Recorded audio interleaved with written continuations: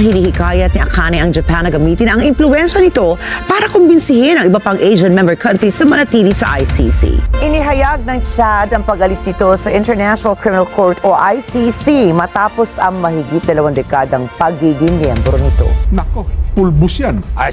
Durog yung ICC na yan. Hindi lang basta ICC yan. Oho. Lahat ng kaibigan ng ICC Nako. ay kalabanan ng Amerika. Yun. This administration will not sit by as the ICC and its allies seek to threaten our people. If they believe they can deprive us of our sovereignty, we will teach them the full meaning of American resolve. Mema! Hi Mema! Kamusta? Saan na?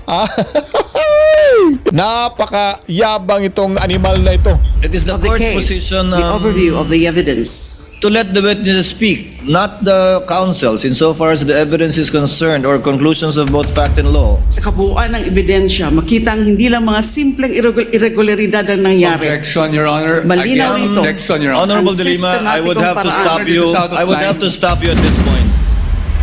Dadagan ang Dito News Update.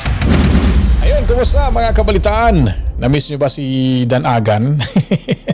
Pasensya na po dahil mababaw yung bakasyon na natin at tayo po ngayon ay nakabalik na ho. Ang dami ho nating dinaanan. Dumaan ho tayo ng Las Vegas, dumaan ho tayo ng Singapore, dumaan ho tayo ng LA. Nako, napakadami hong dinaanan ho natin mga kabalitaan. No? Kaya medyo mababaw yung bakasyon na natin. So ngayon nagbabalik tayo para pag-usapan ho itong mga pangyayari, mga kaganapan ho sa ating lipunan. Dito muna tayo sa ICC dahil nga po yung ICC medyo kabadong-kabado na ho dahil si Donald Trump ay magdideklara na ho ng giyera at merong isang judge din dyan na talagang gusto niya nang iwanan itong ICC. Baka natakot at pag nagkataon pag binomba ho yung gusali ng ICC ni Trump, baka kasi madamay siguro ito kaya natakot at iniwanan niya na ho yung ICC. Pero itong si Boss D ho, mga kabitan, ay siya nga pala yung mga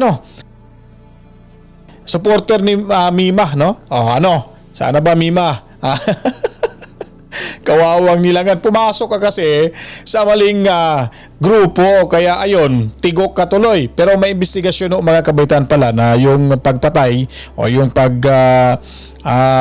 kuha sa buhay nitong si Mima ay dahil nga po sa utang, may higit 8 milyong pesos mga kabaitaan. So tingnan nyo po Tapos napakayabang ho, magpapakita sa social media na may pera ho siya. Ngayon pala, may utang pala siyang 8 million pesos na hindi niya siguro binayaran kahit sintimo. Siguro pinapaasa niya at napakayabang niya po pag siya po ay nagko-content. Akala mo walang bakas ng pagiging scammer ho. So lahat ng mga bangag, loyalista na vloggers mga kabitaan ay notado na po yan Ganun ho talaga yan sila. Karamihan sa kanila mga scammer ho yan mga kabitaan. At matakin nyo po, nung una tayo ay pinagbintangan na mga didis vlogger daw ay bayad ng narco-politicians pero hindi ho napatunayan ni ikwento mo kay barbers. So, ngayon lumalabas na ho yung katotohanan. Sabi ko sa inyo walang mahawakang kumbaga walang maitatagong sikreto. Lalabas at lalabas ho talaga yan mga kabalitaan. And then lumabas na ngayong mga kaguluhan sa grupo ni Bangag at itong si Boss D ay siya pala yung leader ho nila na nagre-recruit ho mga kabalitaan. At sabi niya hindi daw siya natatakot isunod kung meron mang gugurgur sa kanya. Alam mo naman siguro kung sino-sino ho yung gugurgurin dyan sa grupo ninyo. Anyways, dito lang tayo sa ICC So dito tayo focus muna dahil kababalik lang ho natin. Medyo hindi pa tayo updated sa mga kaganapan dahil huli ho tayo sa mga balita. Pero itong ICC pinakamalaga ho dahil si Tatay Digong Duterte talagang magdidilang anghel na ho tayong lahat na siya ay mapapauwi na ho sa bansa mga kabaitaan dahil wala na. Tulirong-tuliro na ho yung ICC judges at nawala na ho sila ng gana mga kabalitaan. Ito po, pakinggan natin mga kabalitaan. Tulong sa Japan si International Criminal Court or ICC President Tomoko Akane para mapigilan ang pag-alis ng mga Asian members nito. Sa kanyang talumpati sa Osaka, hinihikayat ni Akane ang Japan na gamitin ang impluwensya nito para kumbinsihin ang iba pang Asian member countries na manatili sa ICC. Anya, isa ang Japan sa pinakamalalakas na miyembro ng organisasyon at mahalaga ang suporta nito habang hinaharap ng korte ang tensyon mula sa Estados Unidos. Nabanggit din ito na inanunsyo na ng Venezuela ang pagkalas nito mula sa organisasyon habang may iba pang mga bansang matinding pinipilit na kumalas na sa kanilang pwesto. Kasabay nito, minungkahi rin ng Estados Unidos na palakasin pa ang sanctions laban sa mga individual na konektado sa ICC, bagay na pwede makaapekto sa operasyon ng korte. Sagot naman ni Akane, Alright, so yun po mga kabalita, no? Medyo kabadong-kabado na dahil paunti ng paunti ho sila. Yung miyembro nila talagang nagsialisa na ho mga kabalitaan. At itong ito yung isang judge na ewan ko taga Nigeria yata o Africa, gusto na rin tumiwalag mga kabalitaan. Ito, panoorin niyo po dito sa Mata ng Agila. inihayag ng Chad ang pag-alis nito sa International Criminal Court o ICC matapos ang mahigit 2 dekadang pagiging miyembro nito. Ayon sa pamahalaan ng Chad, labis manong nakatuon ang mga investigasyon ng ICC sa mga bansa sa Africa. Hindi rin pantay ang pagpapatupad ng ICC ng hustisya sa iba't ibang rehiyon. 9 sa 13 investigasyon ng ICC ay nakatuon sa Africa habang 4 lamang ang nasa ibang rehiyon. Wala rin nilang pag-uusad ng mga naturang investigasyon. Binigyan diin din ng Chad na 6 sa 7 taong nakadetene kaugnay ng mga kaso ng ICC ay mga Afrikano.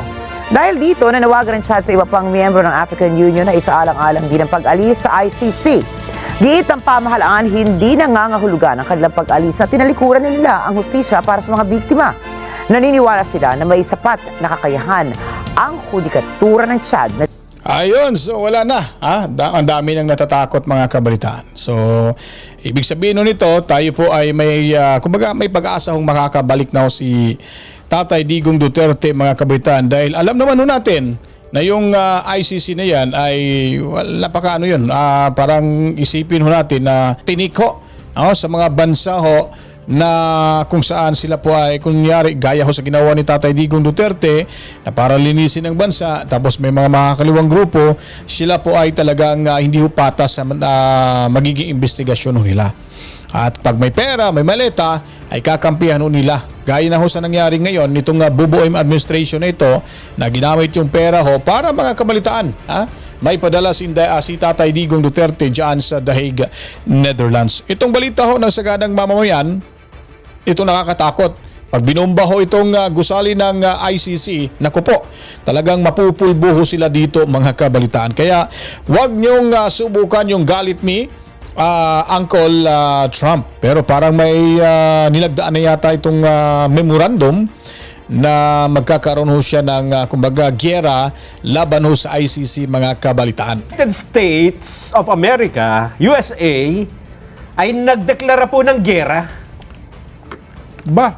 Nagdeklara ng gera. Ang dami ng kagera ng US, ha? Alam mo kung sinong kagera ngayon ng US? Sino ang kagera nila? Ang mismong ICC. Nako, pulbus yan. Ay, Durog yung ICC na yan. Hindi lang basta ICC yan. Oho. Lahat ng kaibigan ng ICC Nako, ay kalabanan ng Amerika. yun. Ayan o si Donald Trump. Oh. Nako po. Parang galit nga si Trump. Sabi nga dito, as we speak, the ICC and its friends are waging a war against our country. Nako, ang dami pa naman kaibigan sa Pilipinas yan. Naku po!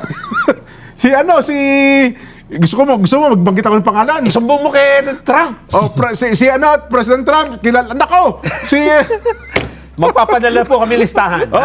Okay. Unahin nyo na. Oo. Sige. Total ang Amerika. Baka sila ngayon ang ipakulong ni Trump. Ganun ba ibig sabihin? Ganun ang gagawin. Kasi yung ICC, pinakulong si Duterte sa dahig Subukan lang nila. Ha? Yan. Sige. Pagka nabalitaan ng Amerika na kayo'y nakikipagtulungan in any way sa ICC, Sa anumang kaparaanan, ha? Sa anumang kaparaanan. yari kayo. So kung ganoon ho mga kabalitaan, hindi maaring hindi maimbestigahan ho itong si BBM. Kasi nga po, itong si Boboy may hanggang ngayon, siya po ay nakipag-alyansa pa rin sa ICC. Kung wala hong intensyon itong si Boboy na ipapakulong itong si Tatay Digong Duterte, ay nga noong una pa lang ay talagang naglabas na ito ng opinyon at ipinagbawal itong pagpasok ng mga ICC investigators. Kaso nga lang, dahil nga takot sila sa mga Duterte at gusto nilang mabura sa larangan ng politika, so ginawa ho nila ito mga kabaitaan. Sigurado ho, damay-damay na ho ito mga kabitaan sa gagawing hakbang ni Donald Trump laban ho, giyera laban sa ICC mga kabalitaan. Alam mo ba kung sino ang ginamit pa ni Trump na magpadala ng babala? Sino? Yung mismong US Secretary of State, Marco Rubio. Ay, mabigat nga At yan talaga. Mabigat yan. Hindi biro-biro yan. Oo. Gusto mo mapakinggan? Ano ang sabi ni US Secretary of State Mark Rubio? Eto, nagpadala nga sa atin ng, sabi niya, Mensahe? i-play nyo ito sa saganang mamamayan. Yeah, pakinggan Babalaan ninyo yung lahat ng nakikipagtulungan sa ICC. Nako po, lahat yari ng ka. sumusuporta. Patay Lahat ka dyan. ng kaibigan, nakikipagkaibigan yan sa ICC. Patay Lahat kayo dyan. ng pumupuri sa ICC. Oh. Ito ang message namin sa inyo. Delikado. Ito na. I-play natin. For 250 years, Americans have governed ourselves as a free and sovereign people.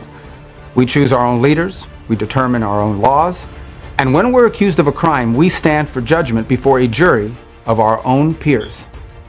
This is the essential and indispensable feature of our form of government. It is the foundation of our shared way of life. But today, powerful people in faraway places want to take that away from us.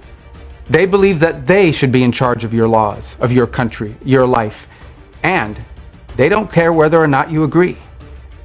Halfway across the world, there's an institution that calls itself the International Criminal Court. Maybe you've heard of it, maybe you haven't. But chances are you don't know the names of its judges, of its prosecutors, or its president. And you shouldn't have to. But as we speak, the ICC and its friends are waging a war against our country, not with bullets or missiles, but with statutes and compacts and the force of so-called international law. When the ICC was born 24 years ago, they told us that it was merely a narrow backstop, a global court that would step in to prosecute only the gravest offenses, things like genocide and war crimes, and only when a nation's courts were unable to prosecute them on their own. But the truth is, it was something far more radical and extreme. It was a global tribunal staffed by unelected globalist bureaucrats who claim their power is almost unlimited. The danger of this global court has only continued to grow. Today, it threatens every aspect of our political and legal system. Border Patrol agents removing violent criminals from our country. American Marines risking their lives to defend our homeland. Prosecutors working to dismantle terrorist plots to attack and kill Americans. If we stand idle, all of them would be at the mercy of foreign judges thousands of miles away, facing the constant risk of prosecution and even imprisonment for the so-called crime of defending their own country. The American people never agreed to any of this, and they never will. Read the words of our Declaration of Independence. We fought a revolution against a foreign power transporting us beyond seas to be tried for pretended offenses. Independence is our birthright. We will never let foreign bureaucrats take that away from us. This administration will not sit by as the ICC and its allies seek to threaten our people. If they believe they can deprive us of our sovereignty, we will teach them the full meaning of American resolve. Nako, talagang we will teach them daw, ha? So sige, subukan mong mag-react ka, Bobo M. Talagang baka susunod ka rin sa papa mo itatapon sa ibang bansa. So yun po, klarong-klaro. So ibig sabihin nito na kung matuloy ho yung giyera ng Amerika laban ho sa ICC mga kabitaan, malamang yung mga nakakulong na mga African, yung mga maitim natin mga kapatid na ibang lahi, ay siguradong makakalaya na ho dahil nga po ang dami pa daw mga kaso doon na nakukulong na yung iba na wala pa hong sintensya. Gaya na ho sa nangyari kay Tatay Digong Duterte na ilang taon na ho, hindi pa ho masigurado nila kung ano ba talagang kaso at kung ano pang mga ebidensyang merong hawak ko sila mga kabalitaan. Kaya itong si Donald Trump, nanigurado na rin kung sa oras na siya ibababaw sa pwesto at hindi ho mangyari ho sa kanya. Kaya ngayon pa lang ho talagang pupulbuhin or pupulbusin ho ni Trump ang ICC kung hindi ito mabuwag sa simpleng panawagan at pakiusap mga kabalitaan. At dito ho, pakita muna natin itong si si Mema. Hi Mema, kamusta? Saan na? Ito guys, nakakaawa guys, oh. Napakayabang itong animal na ito. Sino bang maawa kahit wala na ho ito sa mundong ibabaw? Talagang walang maawa ho nito. Siguro sa kampo lang ho nila ay maawa. Pinagtatawanan nga siya nung nakaburol na ho, mga kabaitaan, no? Yung kanyang mga bangag na mga vloggers na kasamahan niya ay pinagtatawanan lamang ho yung kanyang lamay. At nakikita ho natin kung sino-sino po ho talaga yung mga financier ho nito. Yung mga kilalang senador, sino bang nandoon? Sino ba yon? Si Boy Datong. Si Rafi Tolpok. Sino pa ba? Itong si Raulong tinanggalan ho ng lisensya. Wala na ho iba. Itong sino ba yung hindi ko na babanggitin. Basta si Raulo yung abogadong yun eh. Sino pa? Itong sintunadong asong ulol diyan sa Malacanang, itong si Au Castro. Nandun din, di ba? At itong si Boss D, mga kabalitaan. Sino ba? Na kung maalala nyo po, yung kinontent natin itong babaeng to dahil yung sa content niya, talagang sumobra na ho siya. Yung sinabi ni Sara Duterte na ang gaba, dili magsaba, nandyan. No? Natanggap niya na ho yung gaba niya, yung karma, mga kabitan. Mantakin nyo po, si Inday Sara Duterte, sinabihan niya pong may kabit at malandi. Nakipag-tsugyugan daw sa iba, may basketball player daw na boyfriend at magnanakaw, naglulustay daw ng pera. Kumbaga, sinisintensyahan, hinuhusgahan niya na ho itong si Sara Duterte. Malamang ito ay sa utos rin to ni Boss D. Mula ho sa kanyang pinaka-boss na rin ho nila. At si Robin Padilla, pinagmumura, talagang binastos itong si Senador Marcoleta. Buti nga, hindi siya pinatawag nung kasagsagan ho ng yung Quadcom. Dahil siya po yung pinariringgan ni Marcoleta na may isa daw babaeng vlogger na gumagawa ho ng fake news. At ngayon, siguro, dahil sumubra na ho siya, wala na ho sa katinuan tong babaeng to, akala na siguro untouchable na ho siya dahil nga po, kaharap o kumbaga, pumupunta na siya sa mga opisina ho ng kanilang mga amo diyan sa Malacanang. Lalo na itong kay Tory dati sa sa CIDJ, talagang lakas loob niya eh. Nagpapasikat siya sa vlog niya, mga kabaitaan. So feeling niya untouchable na ito pala. Nagpapakita pa ng pera, pa ganun-ganun pa daw. Tinatawanan si Tatay Digong, nasa kahon na daw, nasa karton, di ba? Sino bang nasa kahon na mahaba? Human size na kahon. Ikaw, saan ka ngayon?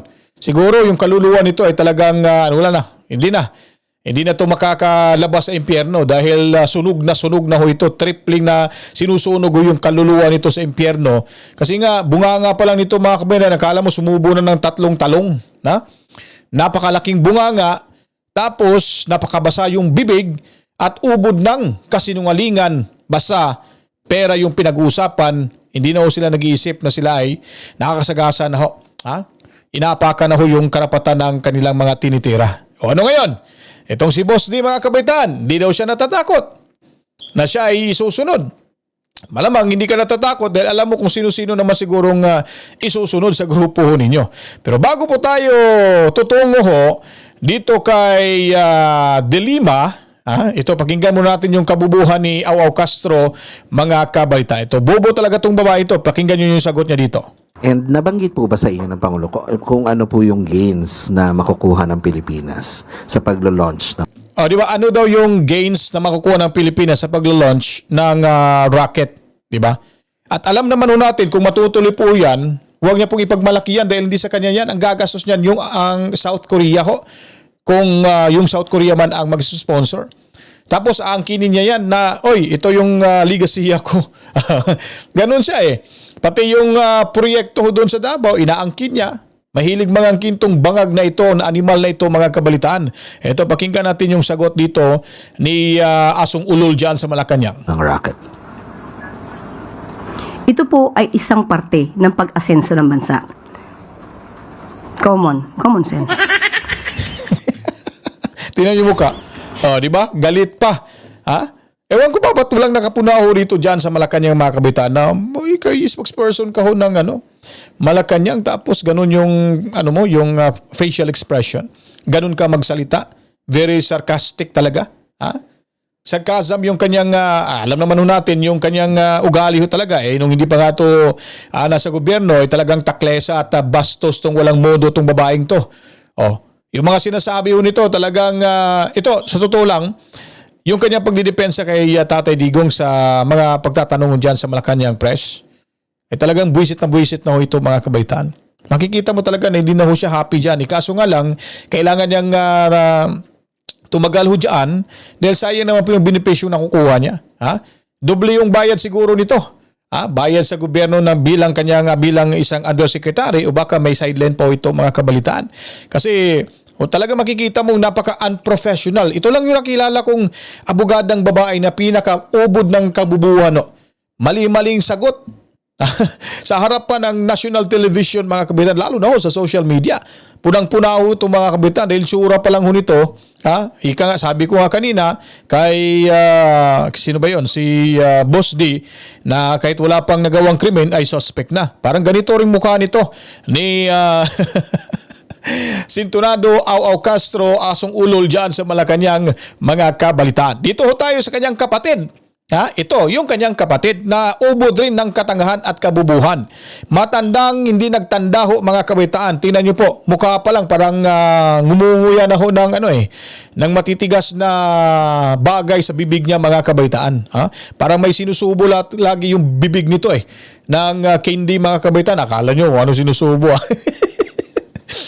Alam nyo po, pinahiya ho siya rito sa buong bansa ho. Nitong sino ba yun? Si Presiding Judge, Senator Escudero. Senator Escudero. Yun. Pinahinto, sinupalpal, walang nagawa, umalis, kaya nahiya ho mga kabaitaan. Pakinggan natin itong matandang ulupong na rin itong mga kabaitaan. This is about 5 minutes or a little more than 5 minutes. Mr. Senate President, Mr. Presiding Officer, Honorable Senator Judges, Pangiti-ngiti pa mga kababayan, magandang umaga po. Sa ating pagbabudget para sa pamilya, pakinggan niyo po yung kanyang yung mga sinasabi yung kanyang manifest. Kumbaga, dapat diretso lang ho siyang nag-explain patungkol ho sa sinasabi niya accountability. Dito kasi hinuhusgahan niya na Dapat yung nagsalita ho nito, yung kanilang witness. Hindi ho siya na siyang nag-akusa at siya rin po ang naghusga na si Sara talaga ay may ginagawa o di umano na nakaw sa pera ng confidential funds. Pakinggan niyo rito mga kabaitaan. dahil hindi naman unli ang pera, masinop ang ating paggasta sa talagang kailangan at kapakipakinabang natin nilalaan. Ganyan din dapat sa pondo ng bayan. Sa yugtong ito ng paglilitis, pag-uusapan natin ang confidential funds. Ito ang budget para sa mga sensitibo at surveillance-related activities upang suportahan ang mandato ng mga civilian agencies. That the budget is intended for confidential operations does not mean that the conduct of the officials involved in the handling of people's money is exempted from the demands of transparency, scrutiny, and accountability. Public office is a public trust. Yan ang sabi ng konstitusyon. Sakop nito ang lahat na nasa gobyerno. At ang utos na yan ay hindi pwedeng balewalain dahil confidential lang o confidential ang pondo. Ang confidentiality ay para protektahan ang lehitimong operasyon at informant. Hindi ito pahintulot para mag-imbento ng pangalan at dokumento. Hindi ito palusot para ibulsa ang pera. Kung confidential ang pondo, lalo pa ngang mataas ang pananagutang kaakibat nito. The Constitution entrusts this court with the solemn duty to determine whether the respondent Vice President committed culpable violation of the Constitution, graft and corruption, and betrayal of public trust. The evidence will show that she did. This case, Article 1, is about 612.5 million in confidential funds entrusted to VP Sara Duterte through the Office of the President and the Department of Education. This is not about one missing receipt. This is not about a clerical error or accounting mistake. The evidence will reveal a pattern, a systemic course of conduct that, taken as a whole, demonstrates graft and corruption Your Honors, and betrayal of public trust. With the permission of the Honorable De Lima, yes, Counsel for Your Honors, Respondent. again, Your Honors, I think we have to object to the statements being made by the Honorable De Lima, with all due respect, of course. Your Honors, they can do that through the offer of their evidence, Your Honor. Chair will instruct the this is Honorable De Lima another- to kindly limit her statements. I was listening intently in the beginning. It was okay, Honorable De Lima, but later on, you did make conclusions of law already, which the chair orders to be stricken from the record. You may wind up, Honorable De Lima, but kindly avoid conclusions of fact and law. Your Honors, please, if I may just be given just Yes, a few seconds. Your Honors, ang naging problema natin nung huling pagkakataon na pinayagan natin yung ganitong statement at sinasabi na nga ng presiding officer is kahit naman i-strike off the record natin, narinig na po at nasabi na. So to allow, Your Honors, again, a continuation of such is really goes into the matter of fair play, Your Honor. Honorable De Lima, Again, with all kindly due respect, wind up. Again, you were forewarned beforehand to kindly limit your statements. Hence, you are faced again with a similar situation. Kindly wind up, Honorable De Lima, and call your witness. Ang dami pong malalampasan sa aking opening statement because Yes, this is but supposed to be an again, overview it is the of the court's case, position, the overview of the evidence. to let the witnesses speak, not the counsels, insofar as the evidence is concerned or conclusions of both fact and law. Kindly wind up, Honorable De Lima. I submit to your honors, and so I will wind up. Kapag ang isang impeachable officer, tulad ng pangalawang Pangulo, ay nabuso ang kapangyarihan sa paraang sumisira sa accountability Same o objection, Your sumusuway Honor. sa pananagutan, dapat pa ba siyang pagkatiwalaan? Dapat pa ba siyang manatili sa pwesto? Kapal talaga ng mukha nito. When the Filipino people entrusted their money to Vice President Sara Duterte, was that trust honored? That question will not be answered by politics, by general denials, by press releases. It will be answered by the witnesses, by the documents, by audit, and by the evidence, and the prosecution is ready to present it. Sa kabuuan ng ebidensya, makitang hindi lang mga simpleng irregularidad ang nangyari. Objection, Your Honor. Malinaw Again, ito. objection, Your Honor. Honorable De Lima, I would have to stop This you. is out of I would line. have to stop you at this point. The continuing objection of the respondent is duly noted. I would have to stop you at this point. And I have to my stop due now. apologies, but kindly call your witness already. Thank you, Your Honors. I submit. Thank you very much. Yun, no? Kindly call your witness, Representative Chua. Ayun, pahiya ho siya dito. Talagang nakakaiya ho yung ginagawa niya ho. Ha? Akala ko, yung explanation niya dito ay yung pagbibigay linaw ng kanilang mga ebidensya na kaya ho sila nakakuha ng ebidensya dahil nga po sa ganitong bagay ay tila talagang dinidiin ho niya itong si Sara Duterte at hinuhusgahan na ho na may ginawa hong kababalaghan sa confidential fund ang Office of the Vice President.